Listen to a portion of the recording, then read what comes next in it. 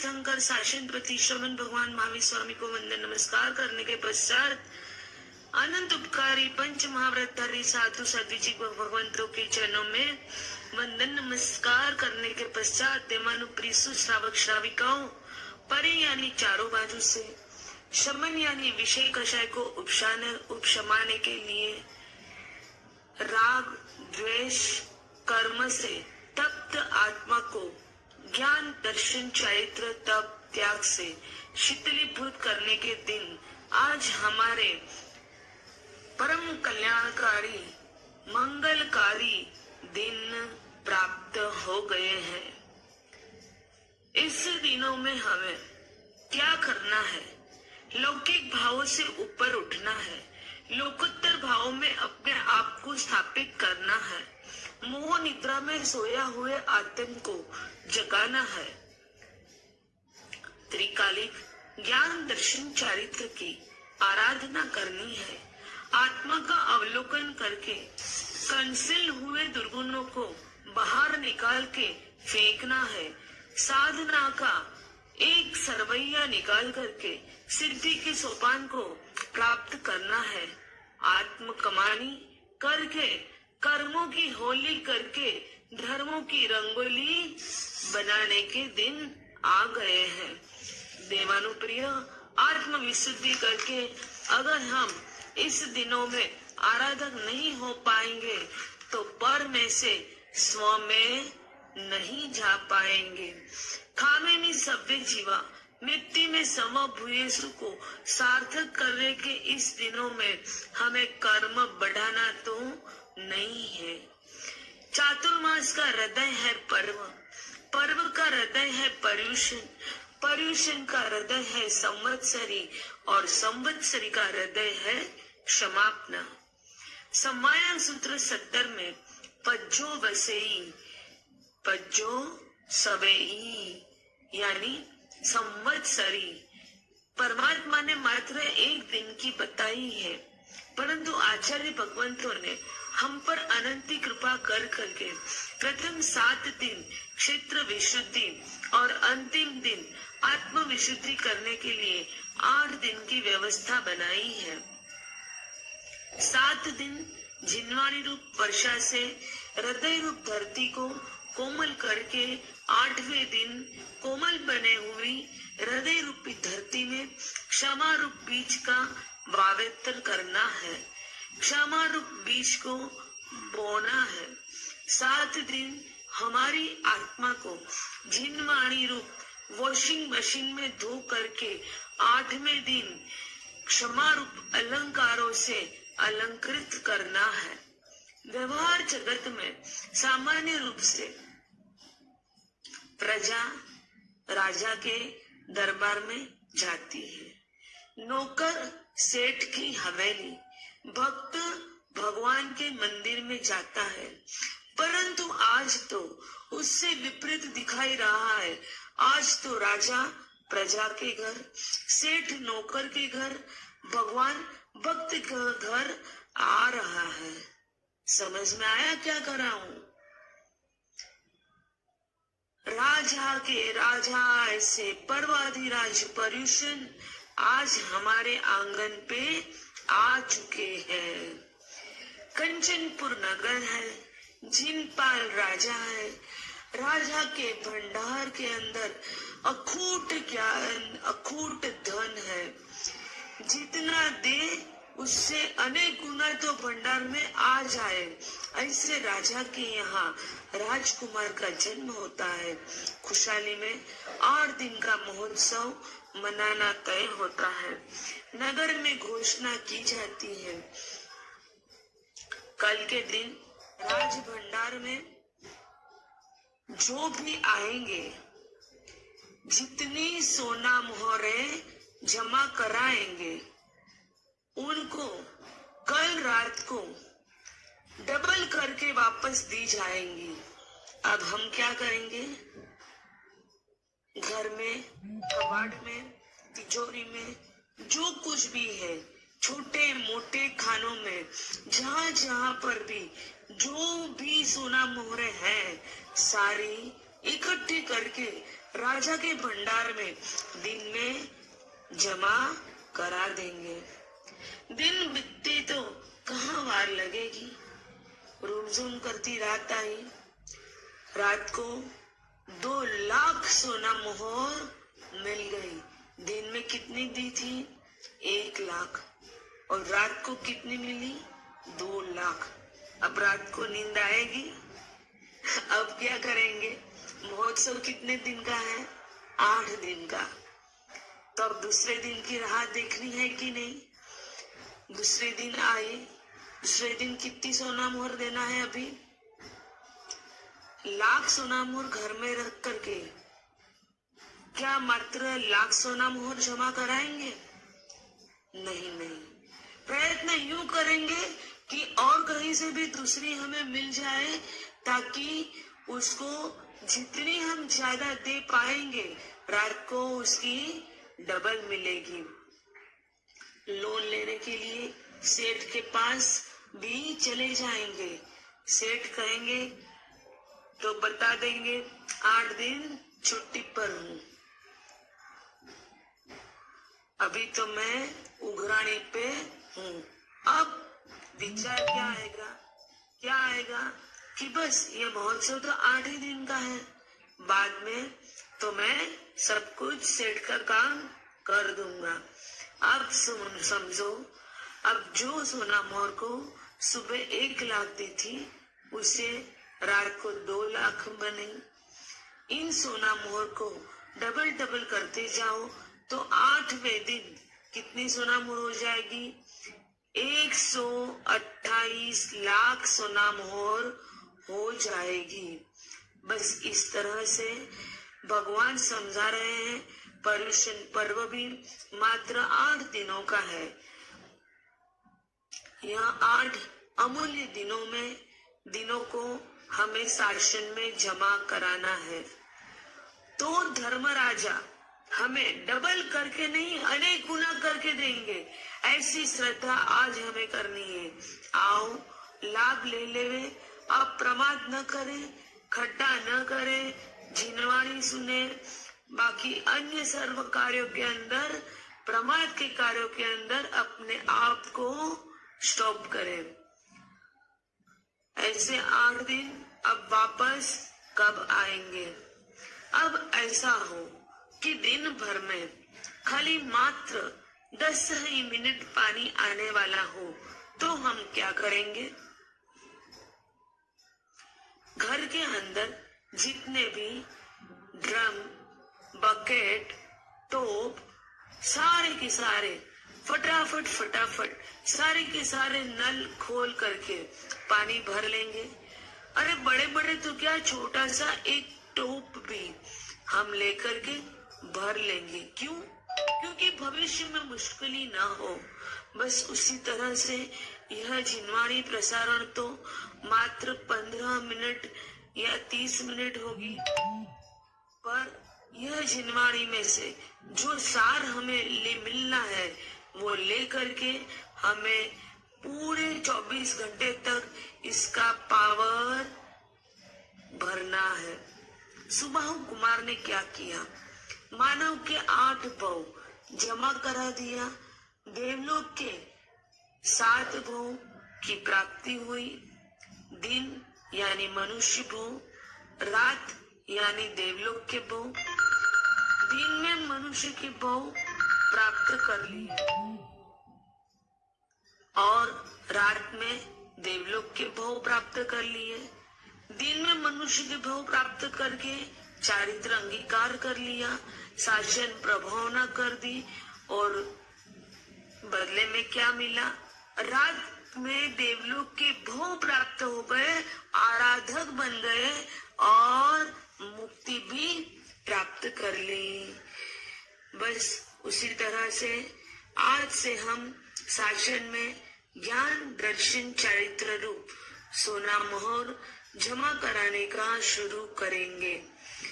अपना आज का विषय है परम दुर्लभ 4 अंग पराक्रम करके लाओ रंग।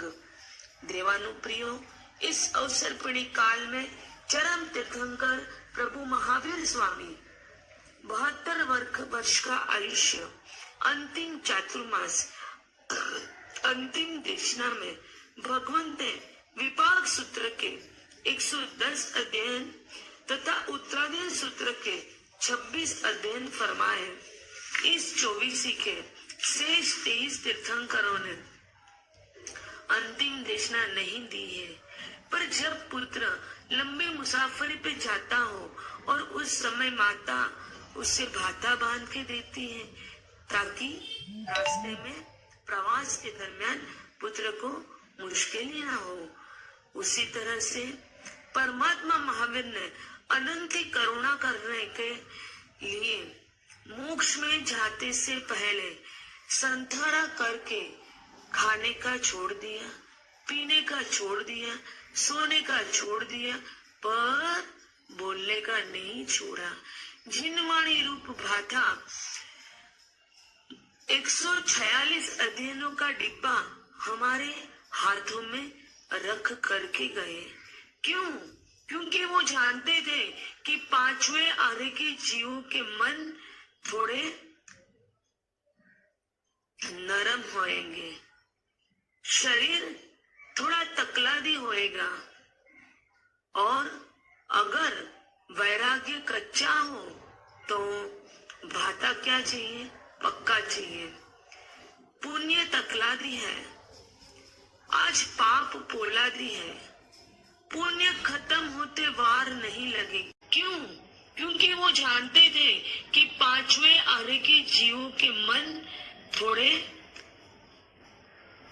नरम होएंगे, शरीर थोड़ा तकलादी होएगा, और अगर वैराग्य कच्चा हो तो भाटा क्या चाहिए? पक्का चाहिए। पुण्य तकलादी है, आज पाप पोलादी है। पुण्य खत्म होते वार नहीं लगेगी, पाप फूटने को वार नहीं लगेगी। पुण्य कब भी पूरे हो जाएंगे, पाप कभी भी सूर्य बन जाएंगे। उस समय भगवंत अपने पर अनंत करुणा बरसा के अंतिम देशना में श्रुत रत्न देते हैं। जैसे बालक को परीक्षा के अगले दिन वेरी IMP, बहुत ध्यान दे, ऐसे प्रश्नोत्तर दे देते हैं। बस उसी तरह से परमात्मा ने हमें विपाक और उत्तरायण सूत्र का चिंतन मनन करने को दिया है। उत्तरायण सूत्र की 3रे अध्ययन की प्रथम गाथा है, और इस गाथा के अंदर 4 अंग प्राप्त करना दुर्लभ बताया है। दुर्लभ यानी जो सहलाई से प्राप्त हो सके, इजीली मिल सके। 2 दिन नल में पानी न आए तो हमें पानी का कितनी दुर्लभता है वो समझ में आ जाएगी। तिरंज के भवों में जो बूंद अंतर मुहूर्त के पहले विष्टा में लौटता था, अंतर मुहूर्त के बाद वही बूंद आयुष पूर्ण करके देवगति प्राप्त कर ली और रत्नों में समझ में आ गया। अब यह सुलभ की दुर्लभ? भैया सुलभ। एक समय में असंख्य तिरिंश पंचेंद्रिय आयुष्य पूर्ण करके 8वें देवलोक में उत्पन्न हो जाए, यह सुलभ या दुर्लभ? सुलभ। देवलोक का भाव प्राप्त करना ये कोई नई नयाई नहीं है और कमाई भी नहीं है। मन बगैर के जीवों भी देवगति प्राप्त कर सकते हैं। अरे अगले 3जे भाव में जो चांडाल है, और फिर 3रे भाव में जिनको 6 खंड, 9 निधान, 14 रत्न आदि रुद्धि के स्वामी बनना हो, तो यह सुलभ या दुर्लभ? अरे भैया सुलभ। जन्म जेल में हो, फिर टोपला में जाना हो, फिर जन्म लेकर के 3 कंकरी वाला घुघरा भी हाथ में न हो, और 16 साल की उम्र में 3 खंड के अधिपति वासुदेव बन जाना भी सुलभ या दुर्लभ? सुलभ। उसी तरह से अनंती बार 64 जाति के इंद्र होना, अवधि दर्शन प्राप्त करना, स्त्री की 64 कला प्राप्त करना, पुरुष की 72 कला प्राप्त करना, 4 बुद्धि की प्राप्ति होना, जाति स्मरण प्राप्त करना, ये सब भगवान ने दुर्लभ नहीं बताया है। अरे एक फोन से एक रात में करोड़पति बनना भी दुर्लभ नहीं है, गिनेस बुक में नाम आना भी दुर्लभ नहीं है। तो भगवान ने दुर्लभ क्या बताया? भगवान ने 4 बोल दुर्लभ बताया। पहला है मनुष्य भव। देवानुप्रिय, नहीं ऐसो जन्म बार बार, अनंत जीव में से एक जीव को मिलता है यह मानव भव। अनंत भोग करने के बाद एक बार मिलता है यह मानव भोग। अनंत काल अमनुष्य में पसार करने के बाद मिलता है मानव भोग। यह मानव भोग को प्राप्त करने के लिए असंख्य देवताएं 3 मनोरथ करते हैं। मनुष्य भोग एक समय में च्यवन करने वाले असंख्य देवों में से, असंख्याति तिर्यंच गति में से कोई एक जीव को मनुष्य गति में आर्य क्षेत्र में जन्म मिलता है। आत्मा की बेहोशी अवस्था में आसक्ति पूर्वक काम भोग का भोगवटा करने वाला अनार्य क्षेत्र में अनंत भोग करने के बाद हमारे में आर्यता सोली कले से खिल उठी है। देवानुप्रिय, उत्तम कुल मिला है। आत्मा का अंतिम लक्ष्य पहुंचाने को, प्राप्त करने को परमात्मा ने उत्तम कुल की भी अनिवार्यता बताई है, वो भी हमें मिल गया है। देवलोक के देव भी काल करके फिर देव होने के मनोरथ नहीं करते हैं। देव जो मनोरथ की झंखना करते हैं वो ही मनोरथ हमें तो अंतर में डंक दे रहा है। असंख्य संकीर्ति देव 3 प्रकार से प्रायश्चित करते हैं। मैंने मनुष्य भोग प्राप्त किया, पर सारी सुव्यवस्था होने के बावजूद भी प्रमादवश धर्म नहीं किया, श्रुत अध्ययन नहीं किया, संख्यात वर्ष में न किया हुआ सम्यक पुरुषार्थ का पश्चाताप पल्योपम सागरोपम तक यह देवलोक के देव किया करते हैं। दूसरा पश्चाताप करते हैं, मनुष्य भोग मिला पर मैं संयम लेने में लेट हो गया। मात्र 7 लव का आयुष्य ज्यादा होता, सरेराश 4.5 मिनट का आयुष्य ज्यादा होता तो मुझे मोक्ष मिल जाता। बस मैंने इतना सा प्रमाद कर दिया। यह मैं नहीं, अनुत्तर विमानवासी देव अंदर में पश्चाताप कर रहे हैं। तीसरा पश्चाताप करते हैं, संयम लेने के बाद मैंने संयम का निरतिचार पालन नहीं किया। संयम लेकर के रुद्धि, रस और शाता का गर्व किया, लोग कृष्णा में चले गए। अगर इस संयम की ठीक रूप से आराधना की होती तो आज मैं मोक्ष गति प्राप्त होता। देवलोक के देव देवानुप्रिय, यह पश्चाताप अपरंपार नियमित रूप से करते हैं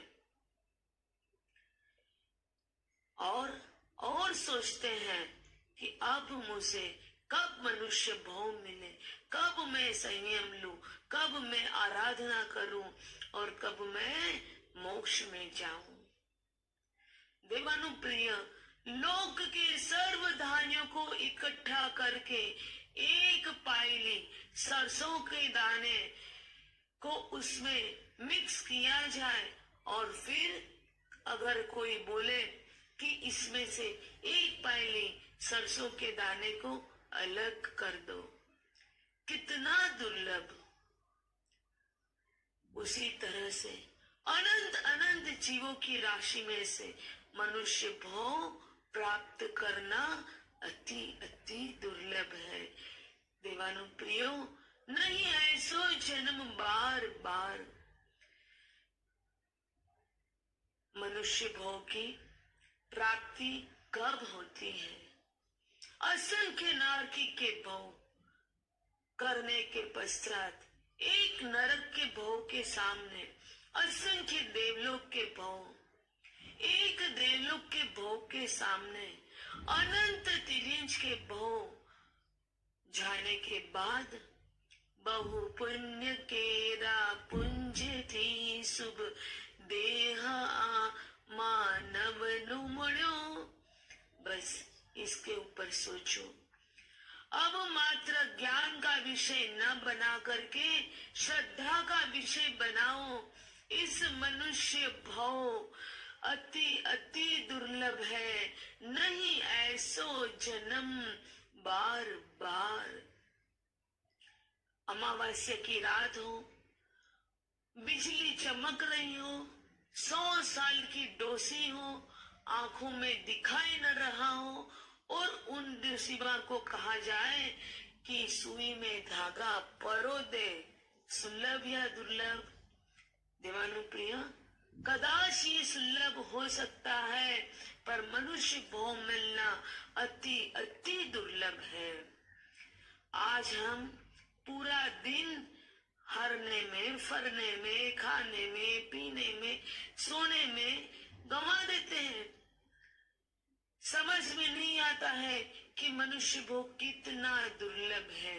जिस समय माता के गर्भ में आए उसी समय से हमने हमारी मृत्यु को नजदीक देखना शुरू कर देना चाहिए।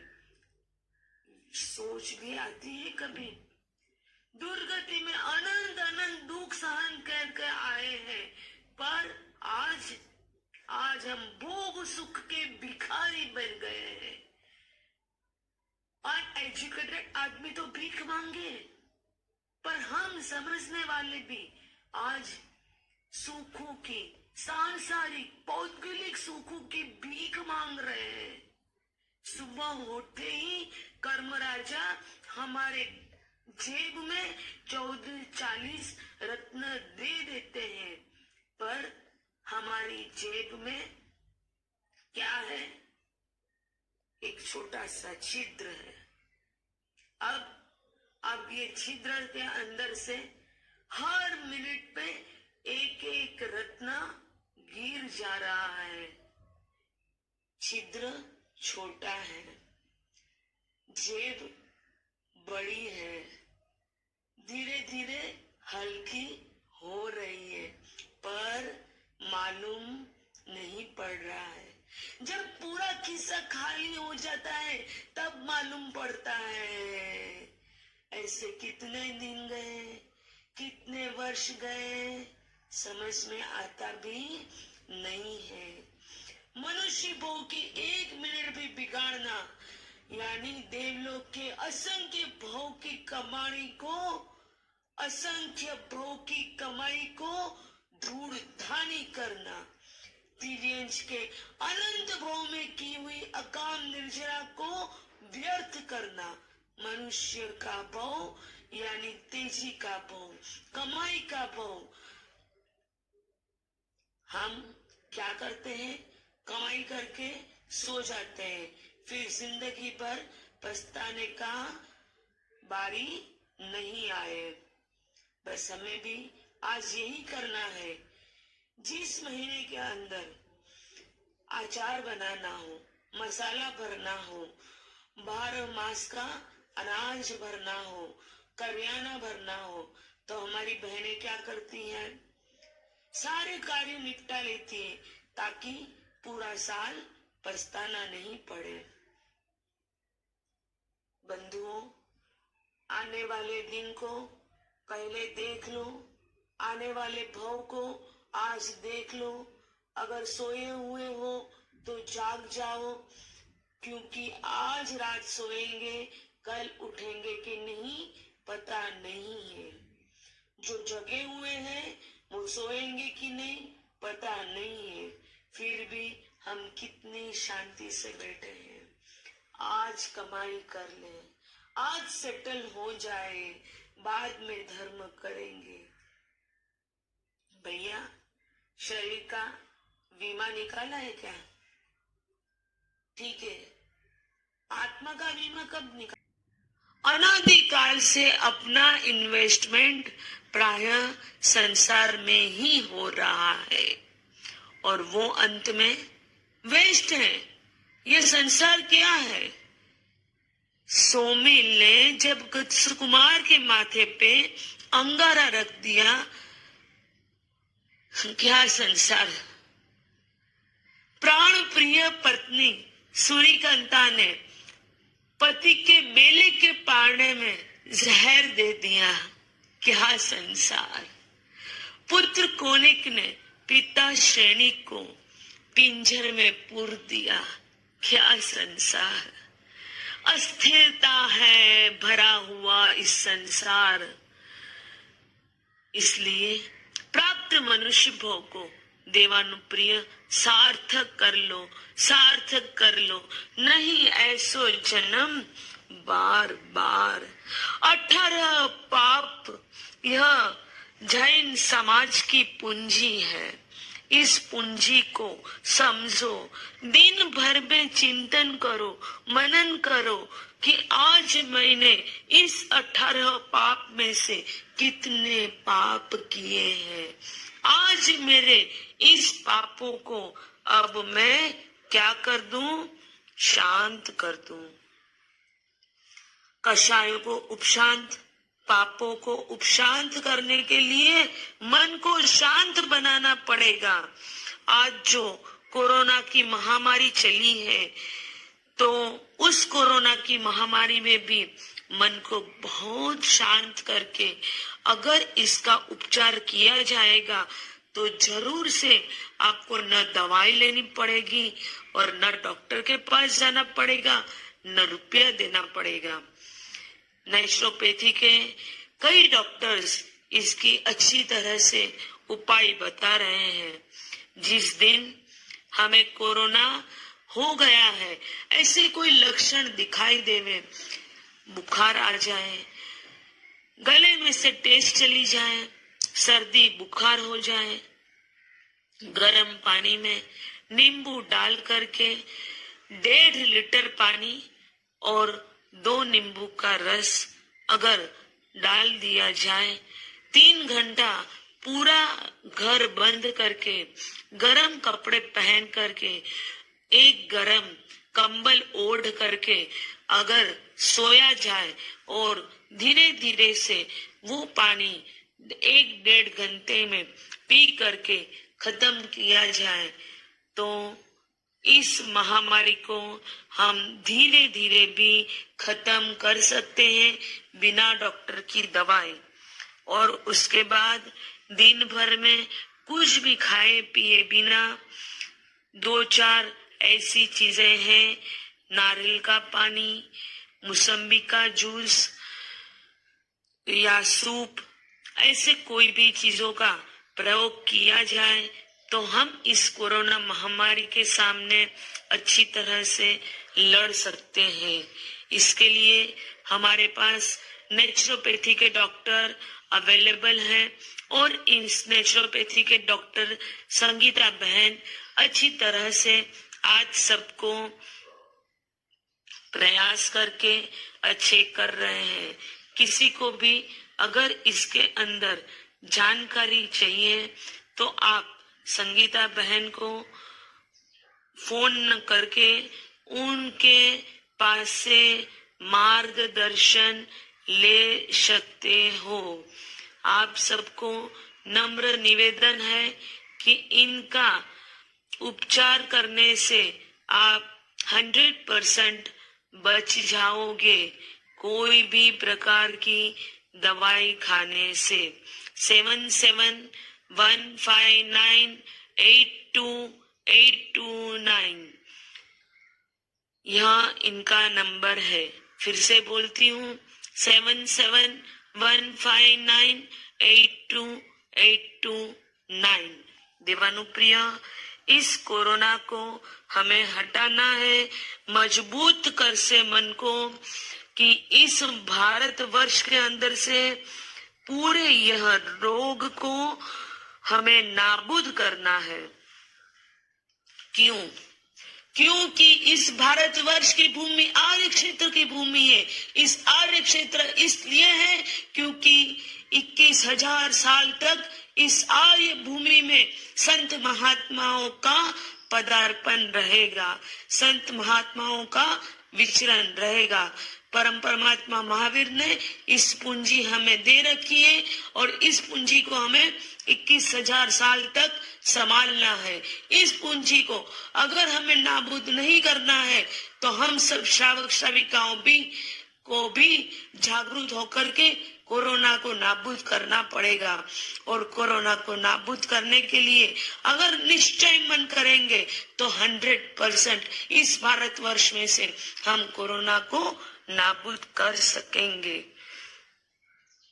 हमें इस संतों की पूंजी को क्यों बचाना है? ये संत क्या चीज है, क्या करते हैं? न पास में पैसे हैं, न पैर में जूते हैं, न सर पे बाल है, न किसी के पास उनको जाना है, न घर है। तो ऐसे संतों को हम क्यों पूंजी बोलते हैं?